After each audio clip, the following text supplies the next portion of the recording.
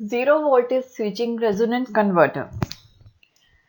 इसमें जो हमारा सर्किट डायग्राम होता है वो हमारा M type zero current switching होता है, नियर अबाउट उसी की तरह ही होता है। लेकिन डिफरेंस इतना होता है कि इसमें एक डायोड एक्स्ट्रा कनेक्टेड होता है। देखिए, इनपुट से हम सोर्स वोल्टेज सप्लाई प्रोवाइड करते हैं।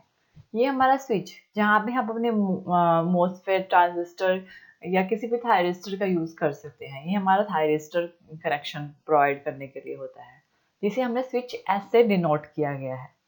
इसके साथ कनेक्टेड है इंडक्टर और कैपेसिटर और डायोड 1 स्विच के अक्रॉस कनेक्टेड होते हैं। और यहाँ पे ये होता है हमारा डायोड 2। L1 C1 हमारा फिल्टर का काम करता है, रेजिस्टर जिसके अक्रॉस हमें आउटपुट वोल्टेज मिलती है। इस टाइम पे ये जो सर्किट होता है LC का, ये हमारा रेजोनेंट सर्किट होता है। और ये वाला जो सर्किट होता है L1 और C1 का, ये होता है फिल्टर सर्किट, जो कि फिल्ट्रेशन प्रोवाइड करता है। इसके टोटल 5 मोड्स होते हैं। सबसे पहले हम इसका फर्स्ट मोड करेंगे। फर्स्ट मोड में हमारा जो स्विच है वो ऑफ कंडीशन में होता है। सोर्स वोल्टेज जब सप्लाई जाती है तो वो कैपेसिटर से, इंडक्टर से जाके वो आउटपुट पे जाएगी। सिर्फ इस तरह से फ्लो करती है। डायोड 1 और डायोड 2 दोनों इस टाइम पे वर्किंग कंडीशन में नहीं होते। देखिए, सबसे पहले हम मोड 1 की बात कर रहे हैं। हमारा जो स्विच है वो ऑफ कंडीशन में होगा। तो जब हम सप्लाई प्रोवाइड करेंगे सोर्स से, उस टाइम पे जो करंट है वो Vs से जाके वो जाएगा कैपेसिटर की तरफ। कैपेसिटर की इस टाइम पे जो राइट प्लेट होती है वो नेगेटिव होती है और लेफ्ट प्लेट पॉजिटिव होती है। ये करंट यहाँ से पास होके जाएगा कैपेसिटर की तरफ और कैपेसिटर से जाएगा इंडक्टर की तरफ। इस तरह से पास होके ये आउटपुट पे जाएगा। यानी कि हमारा जो करंट है वो कैपेसिटर से पास होके जाएगा इंडक्टर की तरफ और फिर आउटपुट की तरफ। जो हमारा मोड 1 होता है, इस टाइम में जो इंडक्टर से जो करंट फ्लो होगा वो आउटपुट करंट के इक्वल रहेगा। इस टाइम पे जो हमारे कैपेसिटर की वोल्टेज है वो इंक्रीज करना स्टार्ट करेगी और इंक्रीज करके सोर्स वोल्टेज तक जाएगी। और जो कैपेसिटर करंट है वो आउटपुट करंट के इक्वल होगा। जब तक वो सोर्स करंट के इक्वल जाएगी कैपेसिटर की वोल्टेज, तब तक कैपेसिटर का जो करंट होगा वो आउटपुट करंट के इक्वल होगा। और इंडक्टर जो करंट है वो भी आउटपुट करंट के इक्वल रहेगा। इस टाइम पे इंडक्टर करंट आउटपुट करंट के इक्वल होता है और जो आउटपुट करंट होगा वो इज इक्वल टू होगा C, ये जो C इसके क्रॉस जो वोल्टेज होगी dV अपॉन dt के इक्वल। यानी जो कैपेसिटर की वोल्टेज होगी वो होगी आउटपुट करंट अपॉन C के इक्वल इनटू T के। T को हमने T1 से, क्योंकि T1 जो टाइम 1 में ये हो रहा है, इसको T को हमने T1 से पुट कर दिया है। तो यहाँ पे हम ऐसे लिख सकते हैं Vc is equal to output current upon में C, T1 is equal to Vs। ये हमारा सोर्स वोल्टेज के इक्वल भी होती है, क्योंकि कैपेसिटर की जो वोल्टेज है वो सोर्स वोल्टेज तक इंक्रीज करेगी। इस टाइम पे इसको हमने इस तरह से लिख दिया है T1 is equal to C Vs upon I node, यानी T1 के इक्वल हमने ये इक्वेशन को रख दिया है।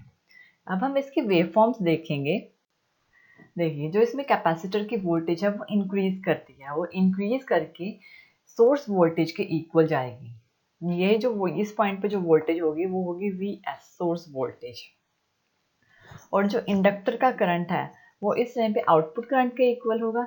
इंडक्टर करंट जितना हमारे आउटपुट पे करंट फ्लो होगा उतना ही इंडक्टर से वो करंट जाएगा। वो इंडक्टर करंट हमारे आउटपुट करंट के इस टाइम पे इक्वल रहेगा।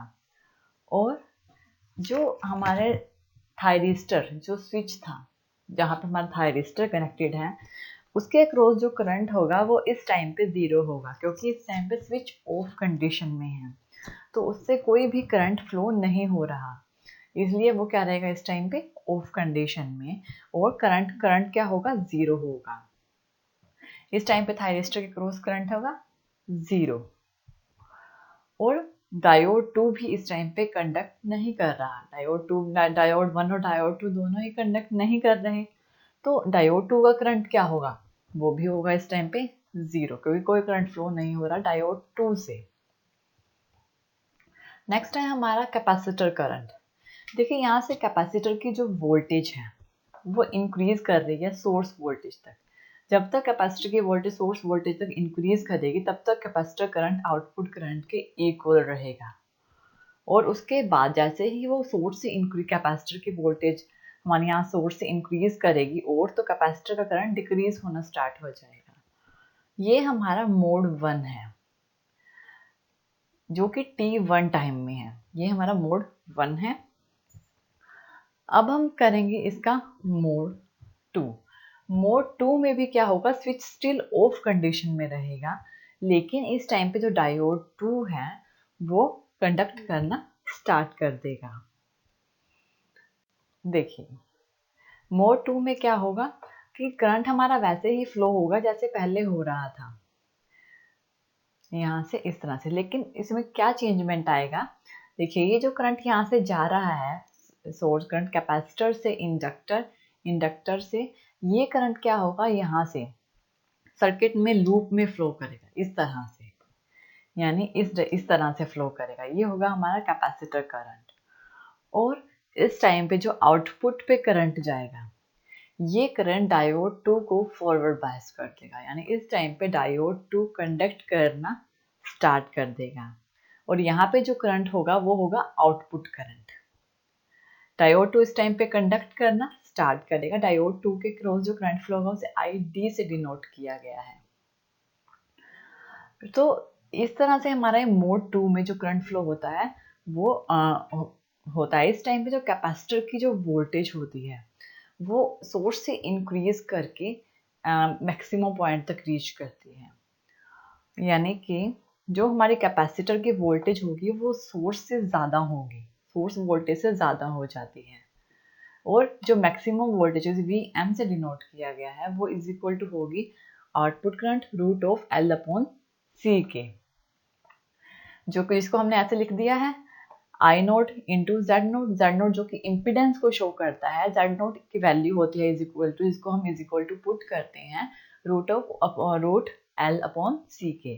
तो इसके जगह पे हमने इम्पिडेंस जेड नोट को पुट कर दिया है जो कि सर्किट का इम्पिडेंस शो करता है।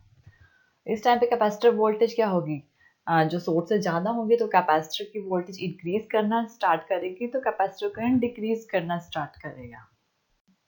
देखिए कैपेसिटर करंट इस टाइम पे, कैपेसिटर की जो वोल्टेज है इस टाइम पे इंक्रीज करेगी, इंक्रीज करके एक मैक्सिमम पॉइंट तक पहुंचेगी। यहाँ पे जो इतना जो करंट होगा ये वाला जो होगा यहाँ पे इस पॉइंट से लेकर इस पॉइंट तक ये हमारी सोर्स वोल्टेज के इक्वल होगी। और इससे ऊपर जो होगी वो हमारी जो output current into Z note जो कि इम्पिडेंस था उसके इक्वल होगी, जो कि इसको हम मैक्सिमम वोल्टेज बोलेंगे। तो जो पीक वैल्यू होगी वोल्टेज की वो होगी Vs प्लस VM जिसको हमने output current into Z note से डिनोट किया है। तो ये पीक वोल्टेज होगी हमारी कैपेसिटर की। और जब वो मैक्सिमम पॉइंट तक पहुंच जाएगी तो उसके बाद वो डिक्रीज करके अगेन सोर्स वोल्टेज के लेवल पे आ जाएगी। इस टाइम पे जो इंडक्टर करंट है IL वो डिक्रीज करना स्टार्ट करेगा और डिक्रीज करके plus output current plus IO से आउटपुट करंट था वो नेगेटिव IO तक पहुंचेगा।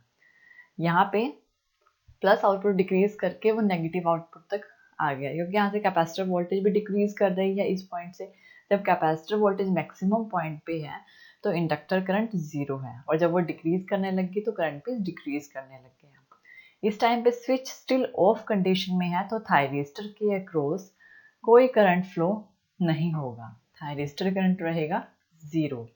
और जो डायोड 2 का करंट है इस टाइम पे डायोड 2 कंडक्टिंग कंडीशन में आया है तो डायोड 2 का करंट इंक्रीज करना स्टार्ट करेगा, उतना इंक्रीज करेगा जिस तरह से हमारी कैपेसिटर की वोल्टेज इंक्रीज कर रही है, यानी कि वो इंक्रीज करके 2 टाइम आउटपुट करंट के इक्वल होगा, 2IO के इक्वल होगा। जितनी हमारी इंडक्टर करंट डिक्रीज करेगा उतना ही डायोड 2 करंट इंक्रीज करेगा।